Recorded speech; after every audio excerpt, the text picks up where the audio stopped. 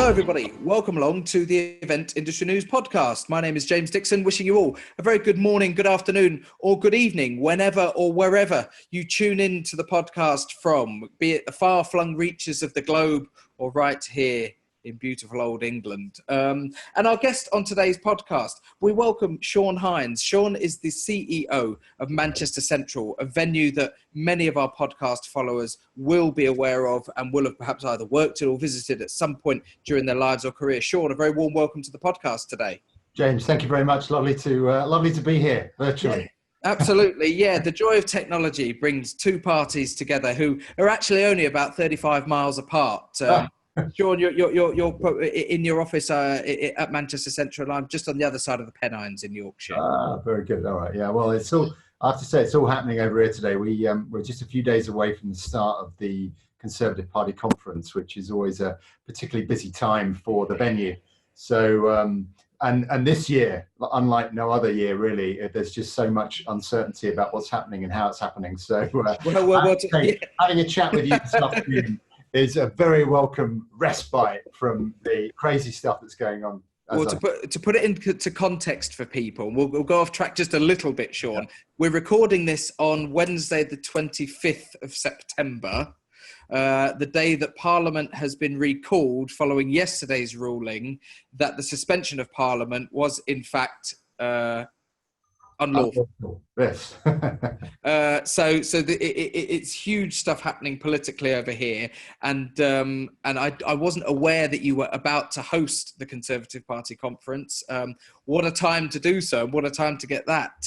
A lot of focus, and perhaps some great opportunity for you guys to have the venue in the spotlight.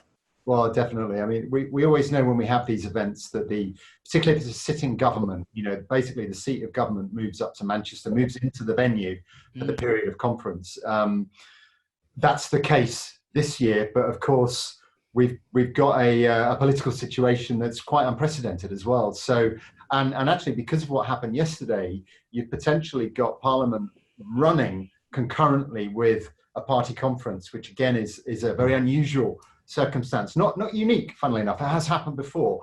I think the last time was in 2001, after September the 11th, funnily enough. But yeah, next week is going to be quite entertaining. But it's a great segue into our conversation because what happens next week is we've got a huge technical infrastructural demand on the venue because the consumption that all of these interested parties are going to have. It's not like a normal business conference where you've got the client, you've got the AV package, and you've got the delegates, and they've all got their various different things going on. This is a global media event, and therefore the connectivity that we have to facilitate for both printed media, but also video media, streaming media, delegate media, Rory Stewart doing his own podcast on Facebook every 5 minutes. It's an incredible demand on the venue, but one that we're very proud to be able to accommodate. And it's partly because of some of the infrastructure that we've invested in. And your viewers, listeners may know that up here in Manchester, we've got Media City, which is outside of London is really probably the heart of media for the UK. And, we've got bespoke connectivity out to Media City, kind of broadcast quality, which shoots everything out over to that. And listen, I love using colloquial terms for stuff that's really high tech. I still call my radio a wireless, for example. But anyway, but we're shooting all of this media and all of that data out into Media City, and it gets broadcast globally. And the city of Manchester actually has a fairly significant sort of closed loop fiber network as well, which we're connected to as well, called the Loop actually. Right. And that's something that as Manchester promotes its tech credentials, that's something that we promote quite extensively. And if clients need it, we can plug them into that and give them as much bandwidth as they want. I mean, we've got 2 1 gig connections coming into the venue. One is via radio, one is via fiber. And then if we need to, we can open the door to the loop, and it's kind of whatever you want, basically. So it's fascinating, really, when you consider the history of the building. You know, for those of you who are listening or watching today's podcast who don't know, you know, the Manchester Central began life as a railway station. You know, for those of you who've been there and you know that iconic structure and the arch that forms over the main part of the building. It's obvious that when you look at it, then it began life as a railway station. So to be where we are now in 2019, where, you know, it is arguably one of the most technologically advanced venues that we've got, certainly in this country and perhaps in Europe as well. When we talk about that connectivity element of it, it's fascinating to see how the venue has changed and evolved over the years.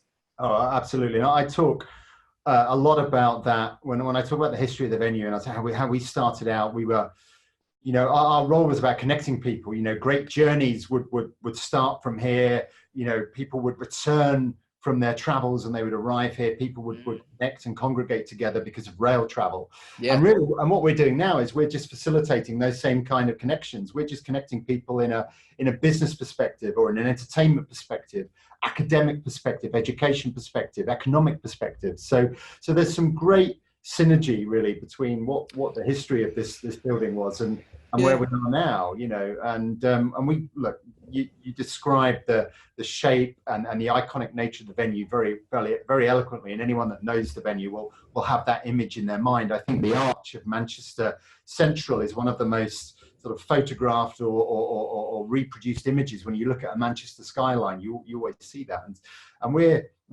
really proud of that heritage, but we're also proud of the role that we've got to play in making sure that we remain relevant and we remain contemporary in a very fast-moving world. That's an interesting point. Yeah, in terms of remaining contemporary in a fast-moving world, you know, I've spoken to venues, a lot of different venues over the last few years, and particularly doing this podcast, and they understand the need to be not necessarily the cutting edge, but in order to be able to facilitate the needs of the modern event organizer. But with that go a lot of challenges. You know, people can put 4, 5, 6 year strategies together to enhance and improve their venue, get to the end of it and find that what they did at the start of the project is now not necessarily obsolete, but, you know, 3, 4 years out of date. So it's an ever evolving process, isn't it? There's no point, presumably, that you as a venue operator can ever say, brilliant, that's us done in a few years. You're quite right. I mean, we've had good Wi-Fi for many years. We had free good Wi-Fi for many years, but even in the last 6 months, just over the course of this year, we've made some extensive changes to it. We've replaced all of our access points. We've increased the number of concurrent users that we've got. We contracted with a specialist company to do some almost like heat mapping of when you're actually working your way through the venue, where the signal hotspots are. And it was quite funny. We found that some of our access points were they were turned up too high. You know, they were in Spinal Tap terms, they were at 11. And what was happening, interestingly, was that people would come into the venue with their device and it would connect to this particular hotspot at the early part of the beginning of the venue. As they made their way through the venue, because that access point was turned up so high, the device was reluctant to let go. So what we were getting these these pockets where certain access points were trying to manage all of the demand, and of course getting clogged. So we spent quite a significant sum on getting all of it mapped out, replacing a number of access points, repositioning them to a point where we've got a really even and level coverage throughout the venue, so that wherever you are, and you know our venue, and the listeners, viewers might know as well, but we have different layouts, we have different formats that we can create. So whatever we've got going on, we can guarantee pretty much that you're going to get good, reliable, a large signal strength bandwidth or whatever, your own device, which is really important. I think up to something like theoretically 31,000 concurrent users can log in, and anyone that's been to a Taylor Swift concert and wants to do a selfie of themselves, standing behind the stage, or in front of the stage, I should say, will realise sometimes in arenas that can be really tricky. It can be, yeah, and particularly in light of your old structure as well. Just to point out that I was very keen to ask from a connectivity point of view, and when it comes to Wi-Fi and cellular signal as well, the mobile networks, how the venue behaves with the iron structure, because you've got that original Victorian iron structure that goes right up and over, hundreds of tons of metal there. When you were starting to really look at putting in really, really good Wi-Fi, whenever that may have been 10, 15 years ago, how did the actual makeup and the architecture of the building affect how you delivered that? That's a great question. And I don't know, because I wasn't around then. What I do know is that when we did the remapping this year, we could see how the shape and the fabric of the building was affecting that. And interesting, you mentioned phone signals, and anyone that's tried to make a phone call on a moving train will know that once you're inside that metal box, it's sometimes a bit difficult. And so we've got internally, we've got our own, I suppose, for want of a better word, repeaters for most of the mobile signal, most of the carriers, I should say.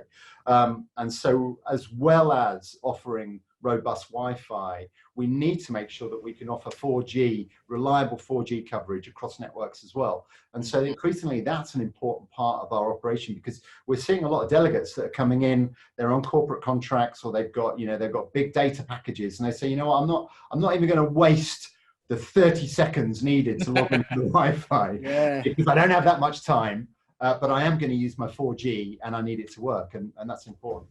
And it is, but I suppose that the knock on to that from a production point of view, with a lot of the big conferences, particularly that you'll have using the venue, is from the live streaming aspect of it. The companies who are coming in and live streaming events, or indeed the TV companies, the television media that are coming in, that they will want a really good internet connection. They may want hardwired. They may be happy with the Wi-Fi connection. But a lot of these operators and live streaming companies and video companies rely on a 4G backup as well, don't they? As well, so God forbid, it all goes down, they flip over to a 4G mobile connection through 2 or 3 different providers, and they need to know that the 4G is as good as anywhere else, don't they? They're absolutely right. And I, as you were talking, I was just reminded of an event we had last year where they came in and they said, right, we're going to have we want our own Wi-Fi networks. So obviously using our infrastructure, and we were able to create for them their own dedicated Wi-Fi network. And because some clients want to do that, we allow them to do that. But anyway, for whatever reason, it was fairly problematic because of some of the hardware that they had and some of their own setup. And so we had a situation where it was a big retail event, as it happens, and they needed to plug in point of sale, and the ability to trade live was important to them. But in the space of probably it was about an hour and a bit, because they realized that their network wasn't going to work, we basically replicated the whole lot straight away with our own network. And we as you say, we run hardwire points, we run Wi-Fi points. We're very proud of our ability to respond really, really quickly. We've got a small dedicated team, but there's nothing they don't know about how we can make connectivity work within this venue because of the high profile events that we operate. So resiliency and sort of failover systems is critical for us. It's an important part of the reason we've got 2 1 gig connections, for example, is exactly that, because even though our radio connection has been bulletproof, the day that we need it, something might happen and we just need that backup. So we've got the fiber if we need it as well. Yeah. And of course, everybody's going to have different demands, aren't they? You're going to have one type of event come in and they'll say, look, we want a visitor network, we want a production network, and we want a network for the speakers who are speaking at our conference to be able to get on, and we want those all dedicated with a certain amount of bandwidth. You may have something that comes in that's a consumer event, and it's really just a case of, access the public Wi-Fi. So every event is going to place different demands on what you've got there, which is why it's so important nowadays as a venue to have adaptability and a team in-house that can then deliver that adaptability. That's right. And we do all of our our IT function. We've got venue IT function, which is the kind of, as you'd expect, the office support, the help desk, the stuff that my colleagues and my team need to actually get their job done. And then we've got our event IT group as well. All forms part of the overall management structure, but the 2 of them work separately as required, but we'll help each other out when needed as well. And we as a venue, we've got an in-house AV partner as well that will work very closely with us on, where we've got clients that want to bring in fairly sophisticated AV solutions, whether it's video presentation, whether it's, augmented reality in some cases, all of the fancy bells and whistles that we're seeing now in some of the events. We've got an in-house partner as well that we can work with. So our job really is about facilitating and enabling the creativity of our clients. But in some cases, we also help inspire them as well, because if we can give them infrastructure that says, you know what, the sky's the limit, then that helps them deliver that experience, that kind of one-off, unique, best of the best experience that they've never done before, but they come to a venue like ours and they can actually deliver it. And so we get some of the most exciting meetings that I sometimes join in on is when we're talking about what's possible here, what could we do? Working with specialist providers, working with the infrastructure we've got, and in some cases drawing on the infrastructure of Manchester as well to say, okay, well, look, Media City's down the road, can we use that, for example? Yeah. How important has it been to sort of develop those wider relationships? Because as you allude to, you've got this connectivity with Media City. You've got the venue, which is, again, for those of you who don't know, it is literally in the heart of the city, which gives you, I guess, a great opportunity to link with other venues, with other facilities, with places that dovetail with the needs of your own customers. Perfect. I mean, we had a great example of that recently where we had a medical conference and we were able to connect up to some of the university facilities, and they had effectively live studios, medical studios, operating theatres for want of a better description. And we were able to live stream activity from a clinical environment straight into the conference floor. So you actually had practitioners working on clinical processes over at the university, and then it was being effectively live streamed and then almost commented on, curated and described by the academics and professionals that were located in the business session here at the venue. So any delegate that could come along would actually come along and effectively be inside that live clinical process. So one example, but a good example of the collaboration that we've got here in Manchester, because you don't live too far away. The city it's a big city, but it's not geographically. It's not a big city. It's not. It's one of those I call. It's a walkable city. Once you're in the heart of the city, you are better off on foot. I couldn't agree more. And we've got the universities just over there, and we've got the hotels. We're a really short distance over here to walk. We've got 2,500 hotel rooms within something like a 5-minute walk. It's astonishing like that. And I think the university is a great example. And we've hosted some really high profile medical events, and I think another one that springs to mind, and to be fair, it didn't really draw on our technical capability, but it gives you a sense of the technical relationship that we've got, which was the Christie Hospital was one of the pioneers of the proton beam therapy treatment that's been developed, and Manchester Christie was one of the, if not the first in the UK, I think, to have this. And we hosted the first proton beam conference here very soon after the Christie facility went live, and that's a great example of the academics and the leaders of that real life medical capability contributing to the business events space here in Manchester by saying, look, Manchester is at the heart of the development of this treatment. So actually we can bring that in to a business event and attract, delegates from around the world, leaders of their field.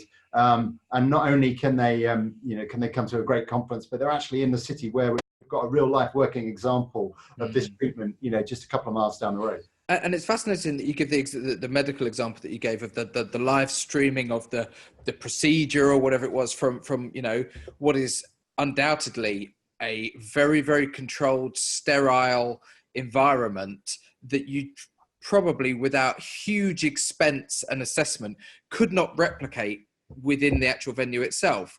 And when you think about people's approach to live streaming and technology bringing about the death of the face-to-face meeting and the live event.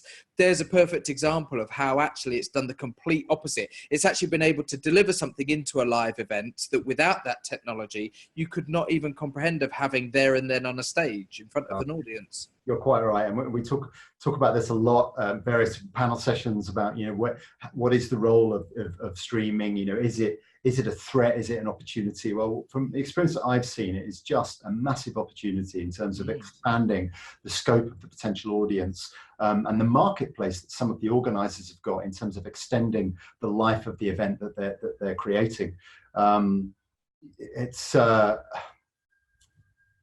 just lost my train of thought, but I think what it does for me fundamentally is it increases the intrinsic value of wanting to be present next time, because you almost get this heightened sense of actually being there, because if you've attended an event via live stream in 1 year, and you get a sense of what it's about, and if it's a good event with good content, good speakers, in an engaging program that you say, actually, this was really, really interesting, then there's a very strong chance that next year you want to be there in person. Yeah, you're going to make sure your diary's free. You're not watching it. Heightened sense of the time that we spend together physically takes on so much more value, because we're so used to, as we are today, we're looking at each other through screens, but then the opportunity that when we do get a chance to be together personally, that time becomes much more valuable as a result of the time that we've spent,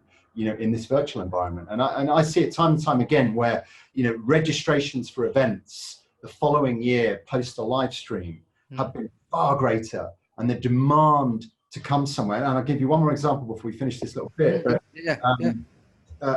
the phenomenon that is esports, and esports video gaming, everyone's sitting in their front room, in their bedroom at night playing these games, and as that has evolved from the Nintendos and the Ataris and the PlayStations into this kind of global industry, one of the most valuable assets now that industry has got is the live event that supports the virtual game.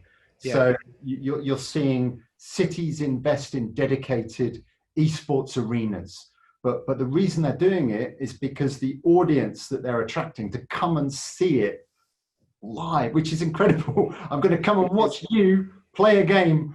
It's just, but it's for me as someone in the events industry, it's just so exciting that something which would appear on the surface to be the kind of antithesis of what we're about actually becomes this incredible complementary force. It's the YouTube events, isn't it, as well? A platform that people argue is going to lead to disconnect amongst people because they're all just going to sit at home huddled in a corner with their eyes glued to YouTube. Has actually not necessarily flipped on its head, but the reverse to that is the live events now, that YouTubers get together and will all meet up under one roof, and the audience get to meet the people who are delivering the content. I mean, you talk to my son who's 11 about, actually he's 12, I should know that, but talk to him about Dan TDM, and that's if we think of the icons when we were growing up, I mean, these are the people, this boxing. So there you've got another live sporting event. You've got YouTube stars boxing each other, which in the first instance actually was here in Manchester, I think, and it was a very popular event, but it's doing bigger box office than regular boxing matches. And what you're now seeing is you're seeing actual boxers on the undercard of a YouTube boxing match, which is actually sold out an arena. Well, I'll give you as well the example before we move on from this little section. At the F2 freestylers, two guys who, as far as I'm aware, didn't make it as professional footballers, although they were in academies and stuff when they were younger, have built a following of 10.7 million people on YouTube with their videos of them doing football tricks and crazy videos of shooting and curling the ball into the top corner from 40 yards. These guys are probably better paid now than most of the lower league professional footballers who are playing the game properly, because they built an audience via YouTube. And I think reinforces the argument. I think esports, the emergence of esports arenas, I think the reconfiguration of some existing spaces to be able to accommodate esports, the investment in technology, because it's not necessarily about physical infrastructure, it's about that technical connectivity that you're going to need, because audience of an esports audience they're going to be indexing at the really high end of technical integration and technical consumption. So you've got to make sure that not only can the event get the quality that it needs in terms of technical support, but actually all of the audience can as well. I think from our perspective, we look at that and it's really exciting. And I know that the city of Manchester, when we look at our overall event strategy, our industrial strategy, we look at major events. And in the past, you'd look at, well, it's the marathon, it's the conferences, it's maybe one or two big gigs, it's a couple of big football matches, and it's the Christmas markets, and it's, in certain other years, it might be Commonwealth Games or whatever. But I can guarantee that esports being the location for some esports final or some esports championship is definitely featuring on our list as we go for the next 1, 2, 3, 4 years, something like that. Absolutely. We've spoken about a lot about the sort of the tech side of things and the connectivity, which, and rightly so, because as you've clearly demonstrated, the venue is very much at the heart of pushing the virtues of a well-connected, well-integrated venue in the 21st century. Another key facet for event organisers now is the subject of sustainability. It's something that has sort of not necessarily crept in, but become something that's more and more frequently talked about in the industry over the last few years. And sustainability encompasses all sorts of aspects of an event. And I was keen, whilst we had the opportunity today and had you on the podcast, to find out, as a venue and as a leading venue, how you're approaching this subject of sustainability as a venue, and in terms of meeting the requirements of sustainability from your own customers. Yeah, so a couple of things on this. I think you go back a few years, sustainability would always be part of a client's decision-making process. There'd always be that part of a bid where you respond to that element. What we're seeing increasingly is that instead of that being tucked away on page 15 or whatever, it's up there and the first or second item that you need to satisfy. So, and that's because it's not just organisers, PCOs, agencies and so on, but it's the ultimate clients themselves that are looking at their own, whether it's footprints or whatever, but they're saying we've got a policy that says we are going to make these efforts, these attempts, therefore everything that we do has to match that. And so whether they're running an event or whether they're just running their office or whether they're running their normal business operations, it's got to meet certain requirements. And we're seeing that increasingly prevalent on the bids that we respond to. So as a venue, we take it pretty seriously. We've been managing, if you take physical sustainability, things like recycling, waste management, for example, for many years, we've maintained our own on-site recycling facility here, plant at the rear of the venue. So we ensure that all of the waste that we do have, and we put a lot of effort into minimizing the waste that actually comes out of the venue, but the waste we do have is appropriately sorted and dealt with in line with the recycling arrangements that we've got with our local providers. Yeah. We are a zero to landfill facility here. So for many years we've had that accolade. We've invested in international standards around sustainability, and we're proud holders of the ISOs that are required, really, are the absolute requirement now in the industry. Sure. Food wastage is another key topic that we're addressing. We manage all of our hospitality offer in-house. So we have our own exec chef, we have our own kitchens, we do all of that here in-house at the venue. We have a kind of a proactive approach to prevention rather than cure. So we're working closely with organisers to ensure that we're not overproducing, we're not over-purchasing. We try and have balance really, really sharp so that we're not over-procuring in that area. And then when we do have food wastage, which any event organiser will know happens, we're looking at ways that we can get something else out of it. And so in fact, just today we've been on social media talking about some of our food wastage going into biofuel reproduction. So we'll be sending certain elements of our food waste into a specialist provider that turns it into a biofuel. So that's right. of. And clearly, where possible, we'll work with local charities and local organisations where if there's an opportunity or a market for us to redistribute foodstuffs, appropriate foodstuffs, because you can't redistribute all foodstuffs, but stuff that has the right shelf life or can be distributed at an ambient temperature without any regulatory challenges. Issues. Yeah. We'll do that as well. So that's really important.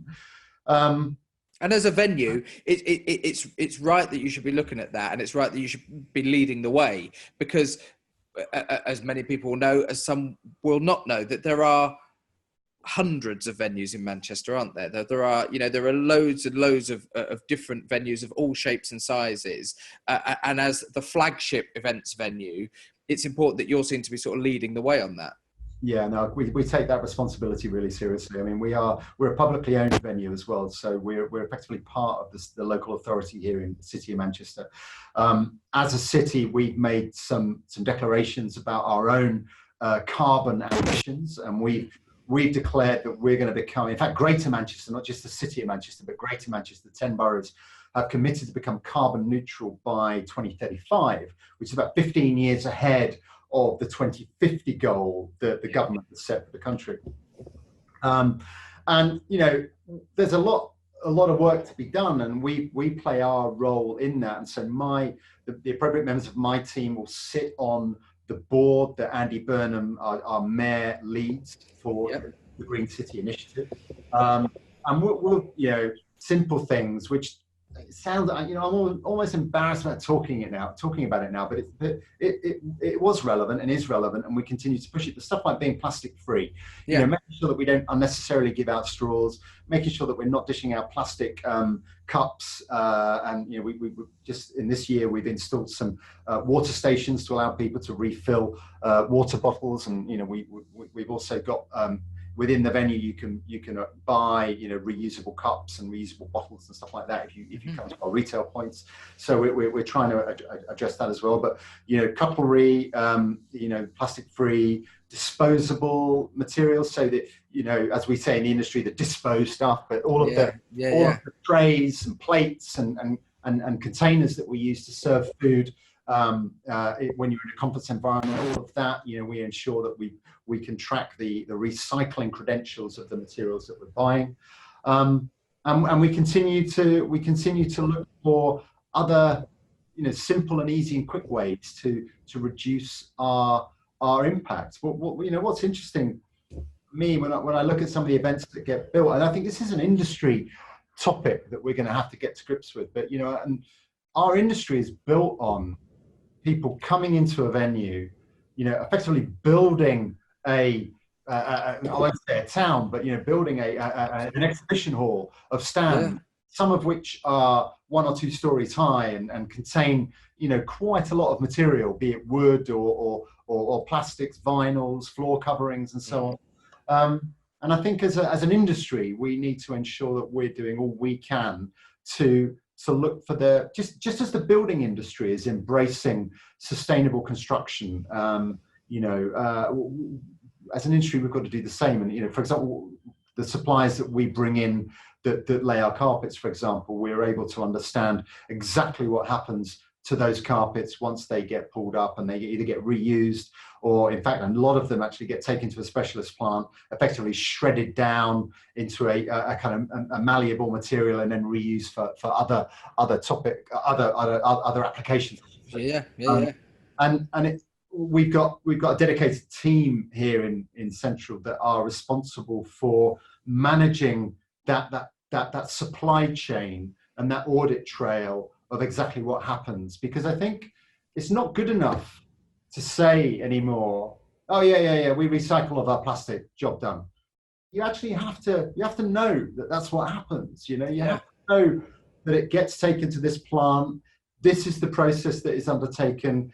This is the material that's left afterwards. This is what get used. You can't. It's not well, the way I look at it, it's not acceptable for us to just take people at their word and say, yeah, don't worry, you'll be fine. And that's not that there's any distrust there.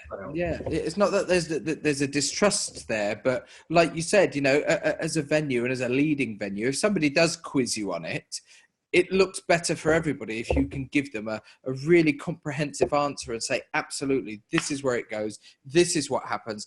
This is how it works. We know that we can say this to this and this and this to our clients, rather than just, oh yeah, we've got a company that comes and sees to that, and they're accredited and they deal with it. Exactly. And everyone's under so much more scrutiny, right, as well. So, whether it's the organizer, the client, and look, we have some very, very high profile entities that come into the venue here. I mean, next week we've got the Conservative Party coming in, but we have major corporations, we have large associations, all of whom have various kind of commentators, friends, agitators, whatever it might be, and there's so much scrutiny of what people are doing and how people are doing it, and big business is under scrutiny for how it conducts itself, and whether it's the climate crisis conversations, or whether it's just the practices that companies undertake. It's not acceptable just to say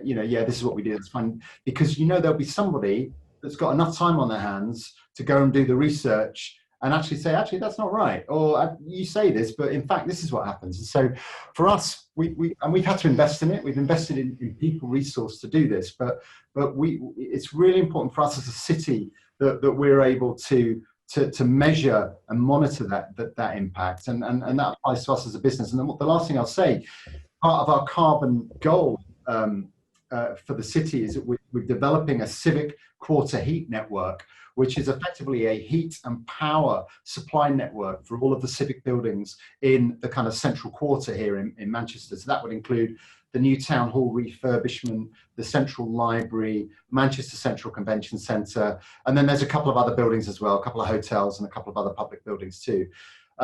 We all at the moment have our own boilers, we all have our own electrical supplies, we have an inordinate amount of different aged and different efficiency units providing heat and power.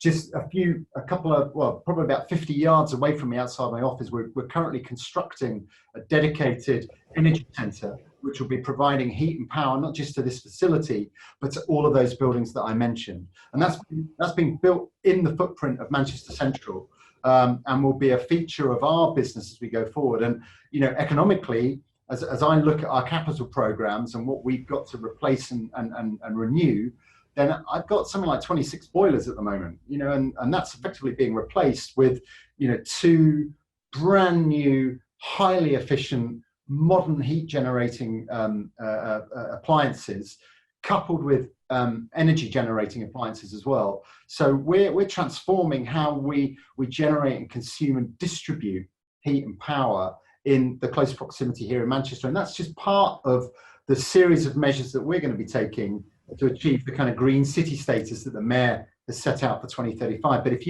I suspect if you're coming to the venue here, probably about a year from now, maybe 18 months from now, if you're sitting in a conference and it's cold outside, but you're warm inside, the chances are it's our new heat network that's providing that heat. So that's another great example of how, and you said this earlier, about how you've got to always look to the future. Yeah, this heat network is a 25, 30 year, in fact, I think the actual term of the deal is longer than that, but let's say it's a 30-year investment in terms of how we're going to be generating and consuming power over that particular period of time. So any event organizer knows that your planning horizon is long. It's 2, 3, 4 years. But infrastructure wise, in the venue sense, it's 10, 15, 20 years that we're thinking ahead. Absolutely. And as I've said before on the podcast, it's the Forth Road Bridge. You get to the end, you finish painting it, and you just flip right back to the start again, and away we go again. It's an ever-evolving, cyclical process that venues will continue to go on, because technology will never be static. It will continue to evolve. As long as we're around and on this earth, there will be new innovations, and as long as people are getting together to meet up and go to events, there will be new ways of doing that, and new ways for venues and operators to have to look at and address.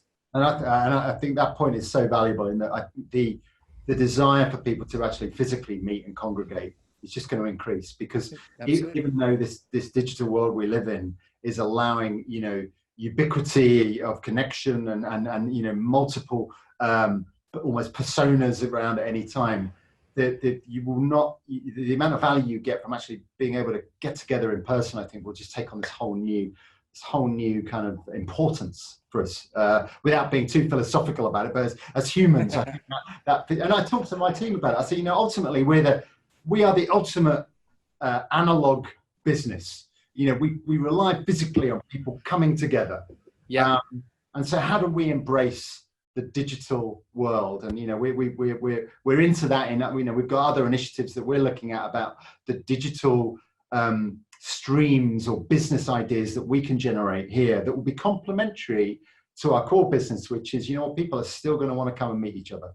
Absolutely, they will do. They will always do that. We've been talking today on the podcast to Shaun Hinds. Shaun is the CEO of Manchester Central, and it's been a fascinating insight into what the venue are doing with their technology, with their connectivity, with how they engage with the media outlets. We mentioned the stuff about Media City and the direct connections into there.